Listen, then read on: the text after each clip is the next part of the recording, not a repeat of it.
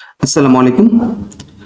আজকে থেকে আমরা নতুন একটা রিসার্চের কোর্স বলা চলে বা ক্লাস এটা শুরু করতে চাচ্ছি। একদম প্রায় অনেকগুলো লেকচার হবে এটা। আর এই পুরো লেকচারটা আমরা আপলোড করে দিব আমাদের ইউটিউব চ্যানেলের মধ্যে, তো আপনারা এটা দেখে নিতে পারবেন। যে কোর্সটা আজকে করাবো সেটার যদি একটু এক্সপ্লেন করি ফার্স্টে, এটা মেইনলি একটা আর্টিকেল কিভাবে রাইটিং করতে হয়, ইভেন কিভাবে এটা পাবলিকেশন করতে হয়, পুরোটা থাকবে এটার মধ্যে। আর প্রত্যেকটা পোর্শনটাকে আমরা বিভিন্ন ভাগে ভাগ করেছি, বিভিন্ন লেকচার এর মাধ্যমে সেগুলো আমরা কভার করার ট্রাই করবো ইনশাল্লাহ। প্রথমত একটু বলি, আমাদের এটা ইউটিউব চ্যানেলের নেম রিসার্চ লার্নিং সেন্টার। এখানে দেখতে পাচ্ছি, অর্থাৎ রিসার্চার হওয়ার জন্য বেশ কিছু ক্রাইটেরিয়া লাগবে, জাস্ট এমনিতে একটু দেখে নেবেন আপনারা। আমরা এখন শুরু করতে যাচ্ছি আমাদের সেই কাঙ্ক্ষিত রিসার্চ সিরিজটা। ওকে,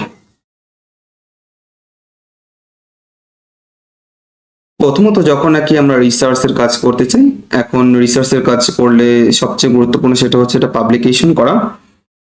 অর্থাৎ রিসার্চ শুধু করলে হবে না, এটাকে যদি পূর্ণতা দিতে চাই সেক্ষেত্রে পাবলিকেশন করতে হবে, অর্থাৎ কোনো ভালো একটা জার্নালে পাবলিশ করতে হবে।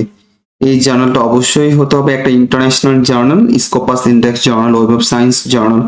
এরপর হচ্ছে এটার ইম্প্যাক্ট ফ্যাক্টর অনেক বেশি থাকতে হবে, অর্থাৎ ভালো ক্যাটাগরি একটা জার্নালে আমরা চাচ্ছি একটা রিসার্চ পেপার পাবলিকেশন করার জন্য। এখন এই যে পাবলিকেশনটা কিভাবে হয় আর কি, এই পুরো প্রসেসটা আজকের লেকচারে আমরা কভার করব। অর্থাৎ এই একটা স্লাইড আছে আর এই স্লাইড আছে, অর্থাৎ এই দুইটা স্লাইড আজকে কভার করব। একদম প্রথমে যদি আমরা একটু দেখি যে আইডেন্টিফাই এ রিসার্চ টপিক, অর্থাৎ আপনি যে টপিক নিয়ে রিসার্চ করতে চাচ্ছেন, ফার্স্ট কাজ হচ্ছে রিসার্চ টপিকটাকে আইডেন্টিফাই করা বা সিলেক্ট করা।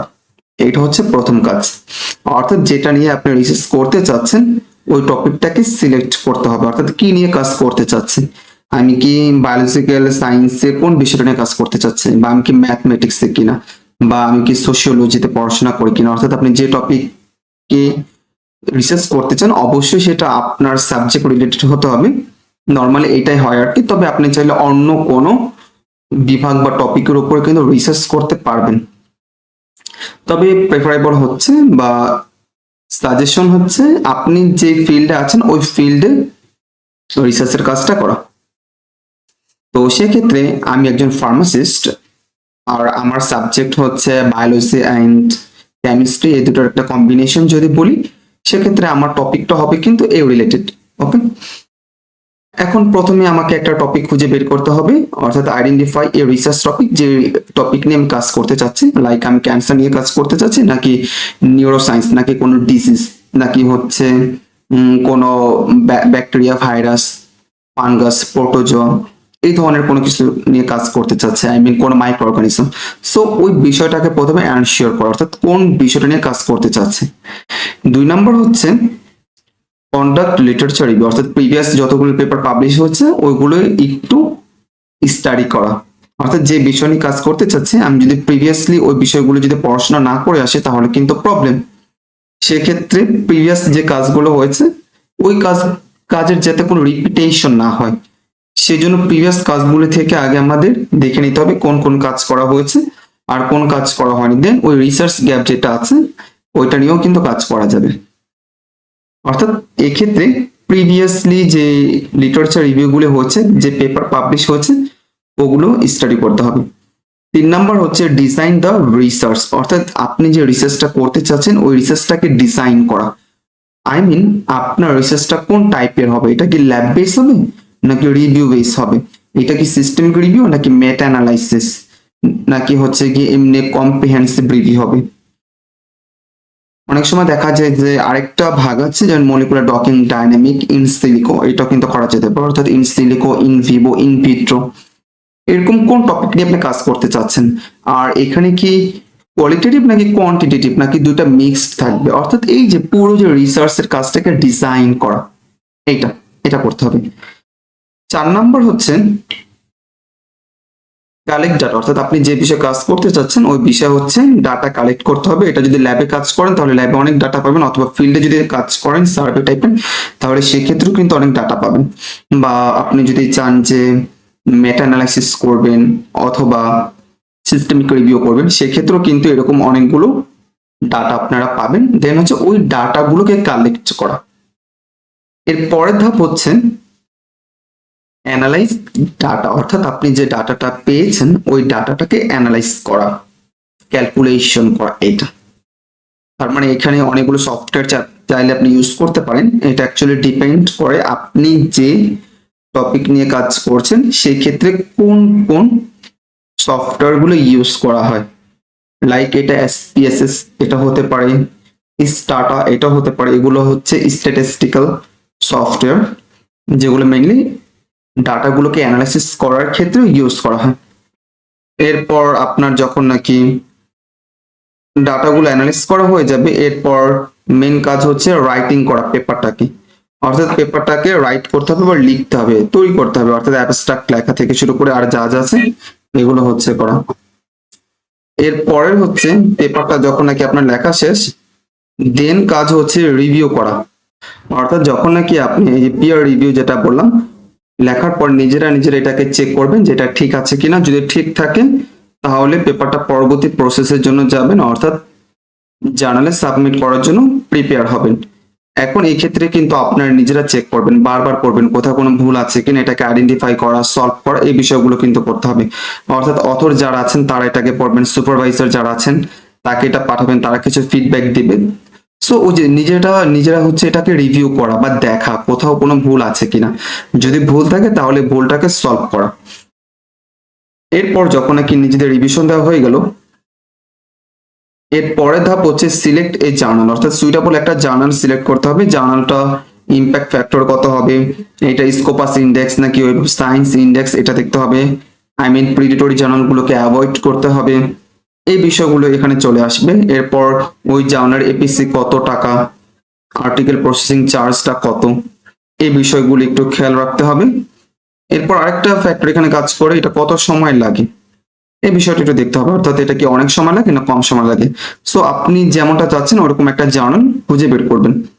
এর পরের ধাপ হচ্ছে সাবমিট দ্য ম্যানুস্ক্রিপ্ট, অর্থাৎ ম্যানুস্ক্রিপ্টটা সাবমিট করবেন। এরপর হচ্ছে পিয়ার রিভিউ প্রসেস হবে। যখন নাকি পিয়ার রিভিউ প্রসেসের আগে যখন পেপার সাবমিট করবেন, পেপার যদি সব ঠিকঠাক থাকে তাহলে ওই পেপারটা পিয়ার রিভিউতে পাঠাবে। আর যদি পেপার কোনো প্রবলেম থাকে তাহলে এটা রিজেক্ট করে দেবে। যখন পেপার সাবমিট করবেন তখন সরাসরি এটা এডিটোরিয়াল বোর্ডের কাছে চলে যায়, তার এটাকে অ্যানালাইসিস করে একটু রিভিউ করে যদি দেখে এটাকে পিয়ার রিভিউতে পাঠানো যাবে মানে পরবর্তী ধাপে, তাহলে তারা এটা পরবর্তী ধাপে পাঠাবে। আদারওয়াইজ দেখা যাবে যে তারা কিন্তু পেপারটাকে রিজেক্ট করে দিবে, অর্থাৎ সাবমিট করার পরপরই রিজেক্ট করে দিবে। ধরে নিচ্ছে আপনার পেপারটা খুব ভালো, পেপারটা হচ্ছে পরবর্তী ধাপে চলে যাবে, অর্থাৎ পিয়ার রিভিউতে চলে যাবে। পিয়ার রিভিউতে যখন চলে যাবে এরপর মেন কাজ হচ্ছে, অর্থাৎ পিয়ার রিভিউতে পেপারটা চলে গেছে, এখন আপনার মেন কাজ হচ্ছে একটু ওয়েট করা, কারণ এখন বিভিন্ন রিভিউয়াররা এটা কমেন্ট দিবে আপনার পেপার উপরে কি কি ভুল আছে ওগুলো খুঁজে বের করবে। আর এই ক্ষেত্রে দেখা যায় যে এই যে জার্নালে যে এডিটোরিয়াল বোর্ড আছে তারা করে কি আপনার পেপারটা বিভিন্ন রিভিউয়ারের কাছে পাঠাবে, তারা ওইখানে কিছুদিন সময় নিয়ে পুরো পেপারটা পড়বে, রিভিউ করবে, যা যা ভুল আছে ওগুলো কমেন্ট আকারে জার্নালকে পাঠাবে। জার্নাল আবার ওই কমেন্টগুলো আপনাকে পাঠায় বলবে ঠিক করার জন্য। তো ওই প্রসেসটাই মূলত হচ্ছে পিয়ার রিভিউ প্রসেস। এরপর আপনারা এটাকে রিভিশন করবেন, আবার রিসাবমিট করবেন। রিসাবমিট করার পর এটা হয় অ্যাকসেপ্টেন্স হবে, না হলে রিজেক্ট হবে। যদি ভালো মতো করতে পারেন এবং তারা যদি এটা সন্তুষ্ট হয়, স্যাটিসফাই হয় রিভিউয়ার ইভেন এডিটোরিয়াল বোর্ড, তাহলে পেপার অ্যাকসেপ্টেন্স হবে, আদারওয়াইজ পেপারটাকে তারা রিজেক্ট করে দিবে। ধরে নিচ্ছে আপনার পেপারে খুব ভালো মতো আপনি কাজ করেছেন, রিভিশন করেছেন, পেপার অ্যাকসেপ্টেন্স হয়েছে।